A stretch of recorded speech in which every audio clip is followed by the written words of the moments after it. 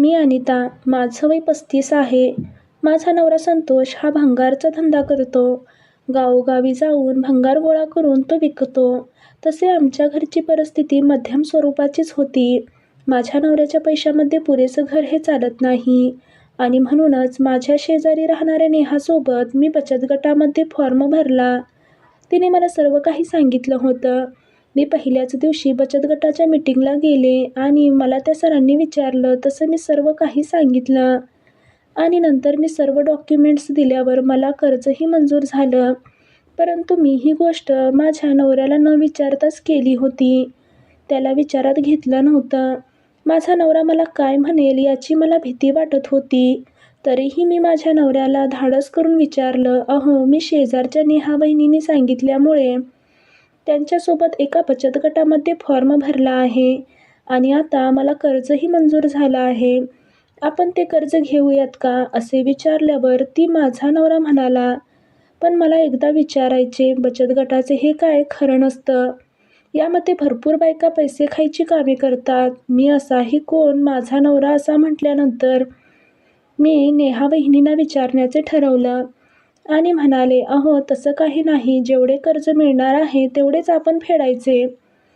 आपण कोणालाही 1 रुपयाही जास्त द्यायचा नाही असं म्हटल्यानंतर माझा नवरा म्हणाला, बरं ठीक आहे घे. असं म्हटल्यानंतर मी नेहा वहिनीसोबत बँकेत गेले आणि कर्जाचे पैसे घेऊन आले. ते पैसे घेऊन येतानाच नेहा वहिनी मला म्हणाल्या, अनिता ऐक ना, तुला आता किती पैसे लागणार आहेत? मी म्हणाले का?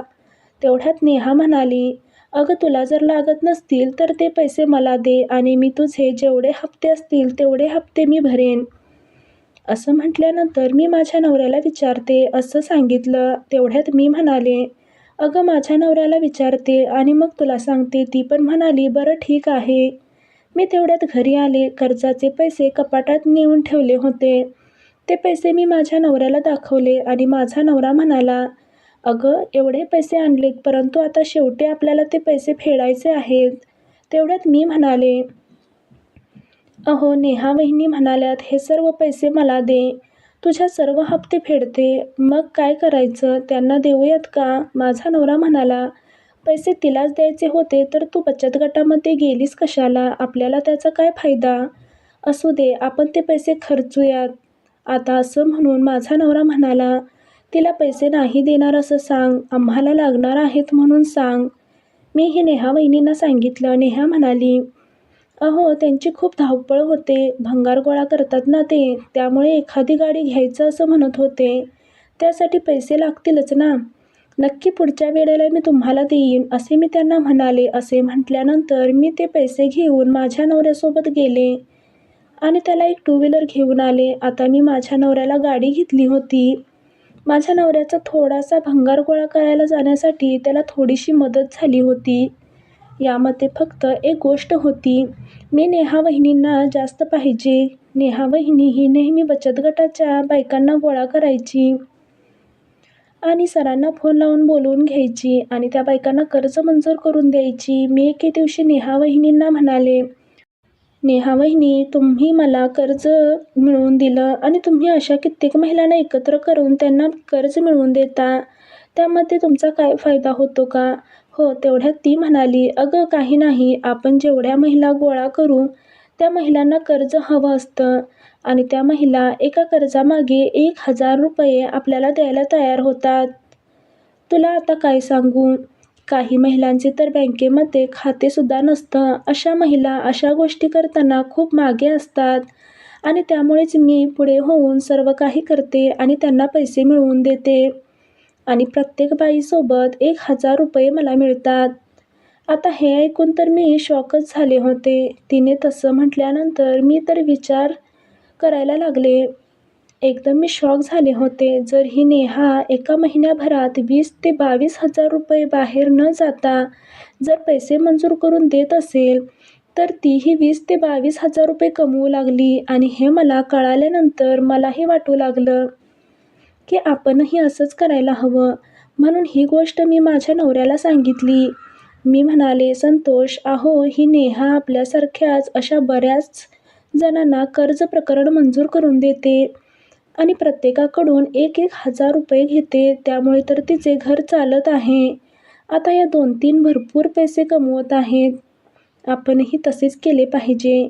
तर माझा नवरा म्हणाला, "अनिता, हे काही खरं नसतं. आपण जेवढे कष्टाने खाऊ तेच आपल्याला पचतं. त्यामुळे अशा गोष्टींच्या नादी लागू नकोस." असं म्हणून माझ्या नवऱ्याने तो विषय तिथेच थांबवला. दुसऱ्या दिवशीही बचत गटाच्या मीटिंग होत्या. मी मीटिंगला गेले. सरही आले होते. मात्र नेहा वहिनी नव्हत्या. कारण त्या गटामध्ये नव्हत्याच. त्या माझ्यासारख्या अशा बऱ्याच बायकांना कर्ज मंजूर करून द्यायच्या आणि पैसे घ्यायच्या एवढाच त्यांचा संबंध असायचा. म्हणून ही गोष्ट मी सरांना विचारली. सर मला म्हणाले, "अहो, त्यांचा आपला काही संबंध नाही. त्या आपल्या गटांमध्ये नाहीतच." म्हणून मी सरांना विचारलं, "सर, हे खरं आहे का?" सर म्हणाले, "काय? नेहा माझ्यासारख्या अशा कित्येक बायकांना कर्ज मिळवून देते आणि प्रत्येकाकडून 1,000 रुपये घेते."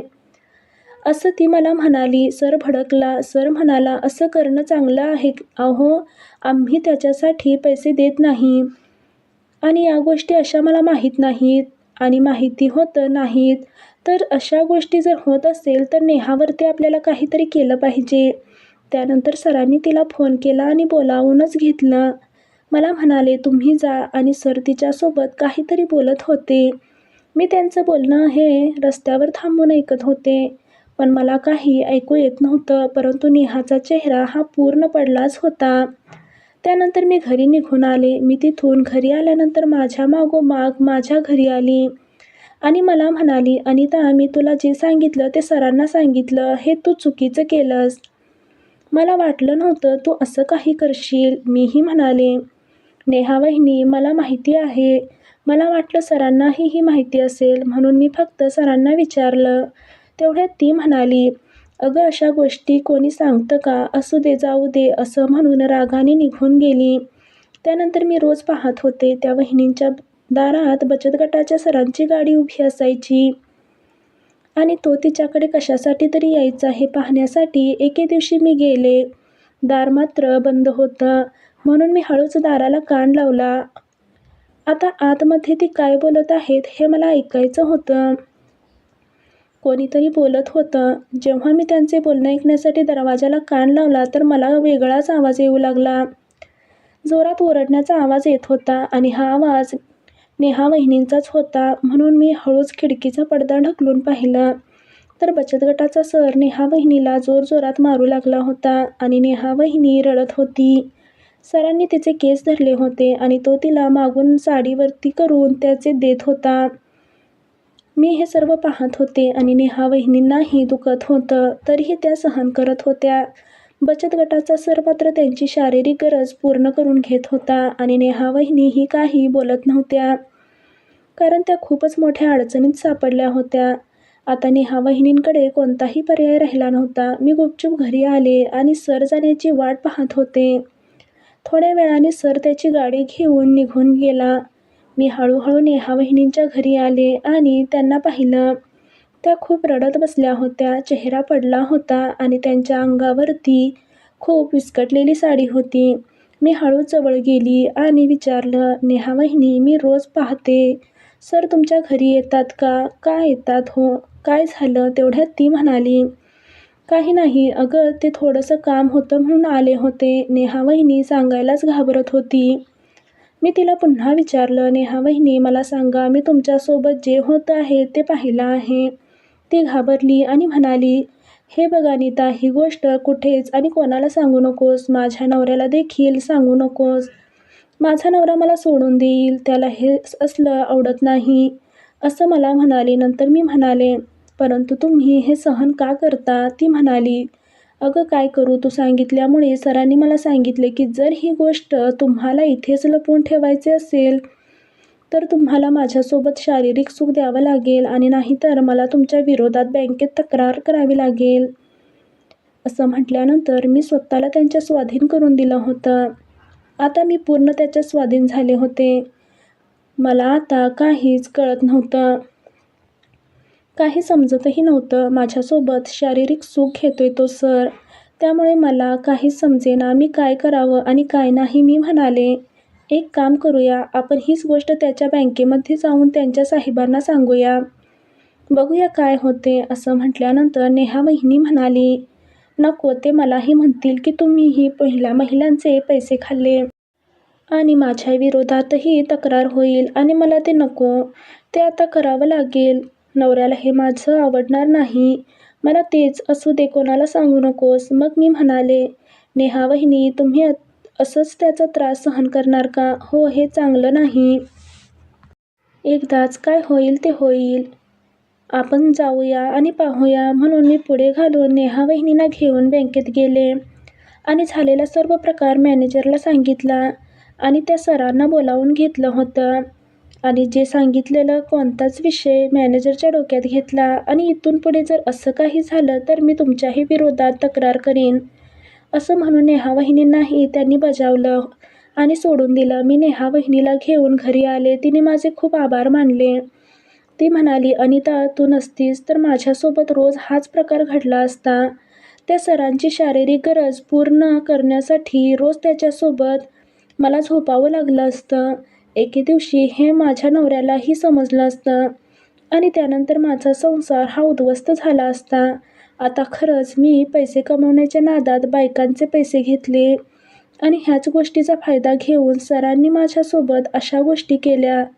एक छोटीशी चूक देखील माणसाला किती लांब घेऊन सोडते हे मला समजलं. त्यामुळे इथून पुढे मी एखाद्याची गरज असलेल्या बायकांची मदत करीन, परंतु त्याच्याकडून 1 रुपयाही घेणार नाही.